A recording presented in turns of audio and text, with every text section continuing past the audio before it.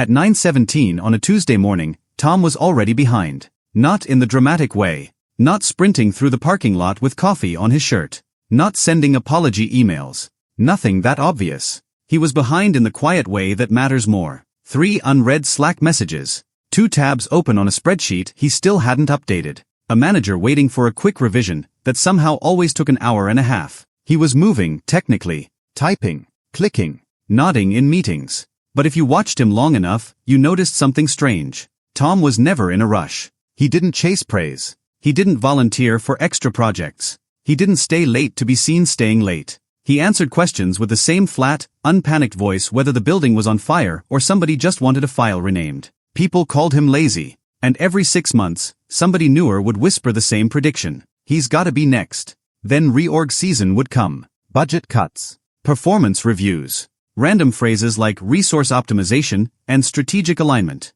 Everybody would hold their breath. And Tom would still be there. Same desk. Same half-dead plant. Same lunch at 12:03. Same expression that suggested he had already seen this movie and didn't think much of the ending. Meanwhile, the people who seemed more driven kept disappearing. The woman who answered emails at midnight. Gone. The guy who rebuilt the team dashboard from scratch because the current system is inefficient. Gone. The high-energy new hire who treated every weekly meeting like an audition. Gone. But Tom, who looked permanently 2 tasks away from a nap, survived everything. And if you've ever worked in a real office, not the fantasy version people describe on LinkedIn, you've seen this too. The person everybody privately judges. The one who seems to do the bare minimum. The one who somehow survives every round of cuts while sharper, harder working people get managed out, burned out, or quietly erased. It looks unfair until you understand what companies actually fire people for. Because most workplaces are not built to reward effort. They're built to reduce risk. And lazy people, or at least the ones who last, understand that better than anyone. Tom wasn't lazy in the way people thought. He wasn't incapable. He wasn't clueless. He wasn't rebellious. That would have been easier to deal with. He had simply learned something early that took everybody else years to understand. Work is not school. In school, the person who tries hardest usually wins. The one who raises their hand, goes beyond the assignment, shows initiative, stays engaged. The system is designed so effort is visible, measurable, and often rewarded. In corporate life, effort is mostly private. Risk is public. That changes everything. Tom had been at the company for 11 years. Not because he was exceptional. Not because he was beloved. And definitely not because he was ambitious. He lasted because he had become operationally boring. That sounds like an insult until you realize how valuable it is. Tom made very few mistakes. Not zero. Just few enough that nobody built emotional memory around them. He didn't create drama. He didn't challenge leadership in ways that forced a reaction. He didn't generate extra work by trying to impress people with clever new systems that then had to be maintained by everyone else. He did not shine. But he also did not spread chaos. And in most organizations, chaos gets fired before laziness ever does. That's the part ambitious people hate. Because they grow up believing value is about output. But inside a company, value often means something colder. How expensive are you to manage? Tom was cheap. Not in salary. In attention. His manager never had to wonder if he was about to start a conflict in a meeting. Never had to worry that he'd send some emotionally loaded email at 11:48 p.m. and drag 3 departments into it the next day. Never had to coach him through another identity crisis because he didn't get public credit for a deck. Tom wasn't easy because he was passionate. He was easy because he had detached himself from the fantasy that work was supposed to fulfill him. That made him durable. Now across the room sat Maya. Maya was everything companies say they want. Fast. Sharp. Responsive. The kind of person who could hear a vague idea once and return the next morning with a fully structured plan, color-coded, polished, and 3 steps ahead. She remembered birthdays, anticipated bottlenecks, stayed late without being asked, and somehow made urgency look graceful. Managers loved Maya because she made them look competent. At first. Then something almost always happened to people like Maya. They became infrastructure. Not human beings. Infrastructure. Once a company realizes one person will carry what should be carried by 4, it stops seeing that as generosity. It starts seeing it as capacity. Maya's reward for being reliable wasn't safety. It was more work. Her reward for solving problems quickly was becoming the first name people thought of whenever a new problem appeared. Her reward for being emotionally intelligent was getting handed situations nobody else wanted to touch. Her reward for caring was that everyone around her became a little less careful. Soon, she wasn't an employee anymore. She was a shock absorber. And shock absorbers don't get thanked. They get worn down. The strange thing was Maya and Tom both knew this.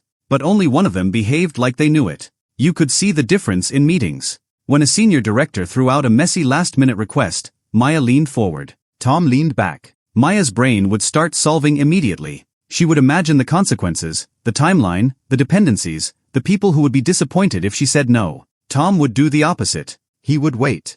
That pause looked like laziness to everyone addicted to visible effort. But it was often intelligence. Because in many workplaces, the first person to react becomes the owner. The first person to care inherits the problem. The first person to volunteer trains the room. Tom understood that urgency is contagious, but so is restraint. If he stayed still long enough, the request often got redefined, delayed, cut in half, or exposed as unnecessary. Half the emergencies in corporate life die if nobody feeds them. Maya fed all of them. Not because she was stupid, because she was good. And being good without boundaries is one of the fastest ways to become disposable. That's the darker truth nobody tells high performers early enough. The company will praise your work ethic right up until the day it reorganizes around the assumption that you can absorb pain quietly. Then one day, when your face changes in meetings, when your emails lose warmth, when you stop sounding endlessly game for more, they won't say, "We overloaded a talented person for too long."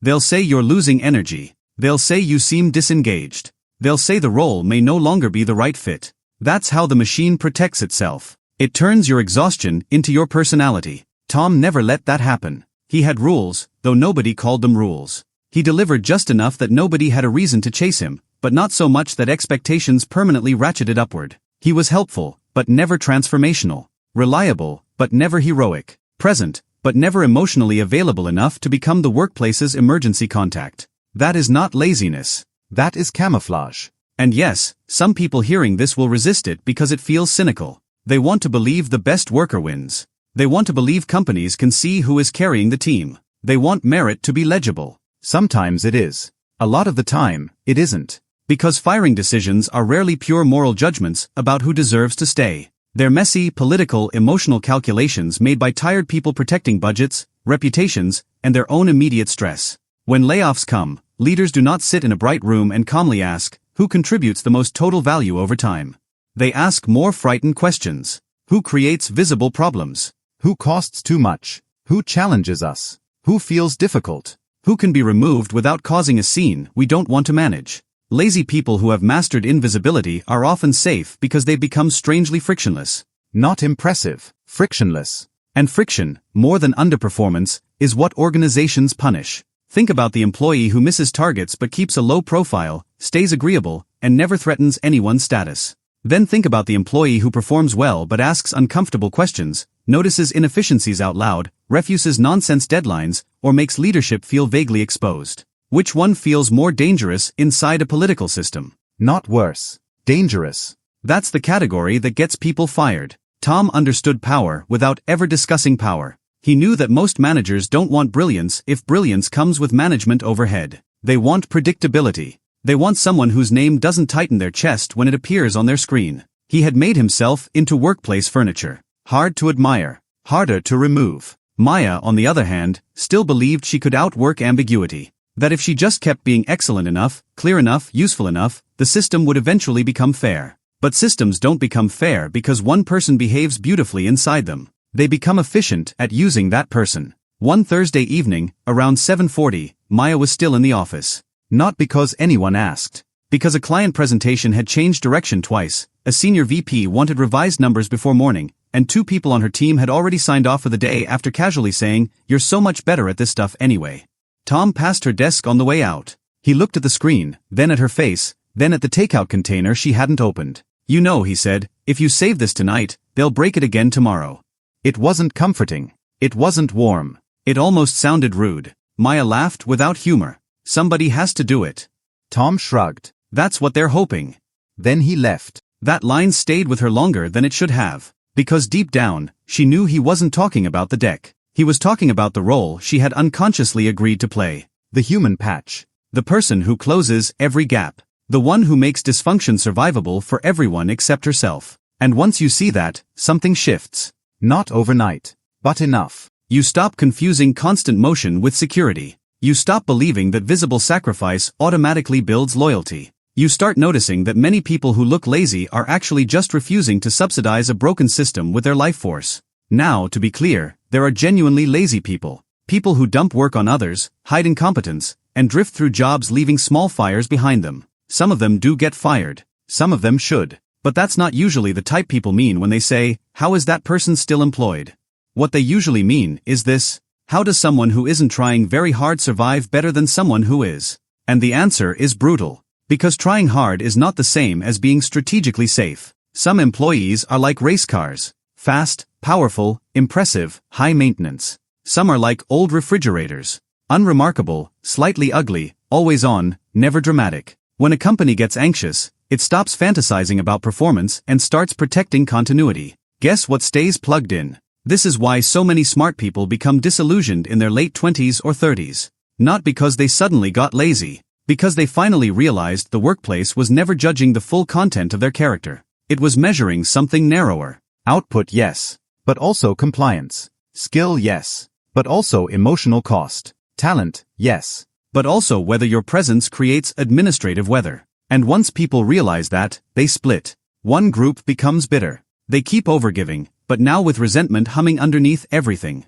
They smile in meetings with their jaw tight. They become sarcastic, brittle, disappointed. Those people are in danger because the company can feel the shift before it can explain it. The other group learns a colder wisdom. They stop performing sincerity for systems that don't return it. They do the work. They keep their standards. But they stop auditioning for moral recognition. They stop trying to be saved by effort alone. Maya didn't become Tom. That was never going to happen. But little by little, she changed. She started waiting before volunteering. Started asking, "What's the actual deadline?"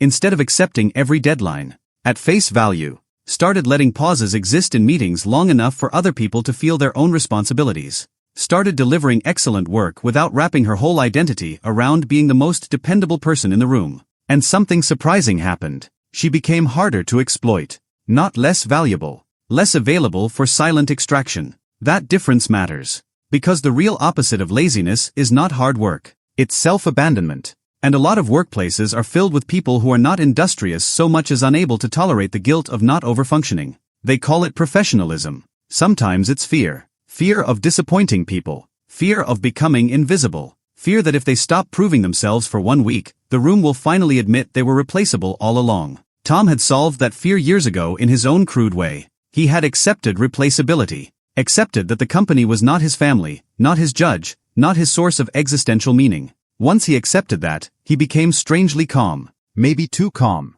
But calm enough not to be manipulated by the promise of being seen.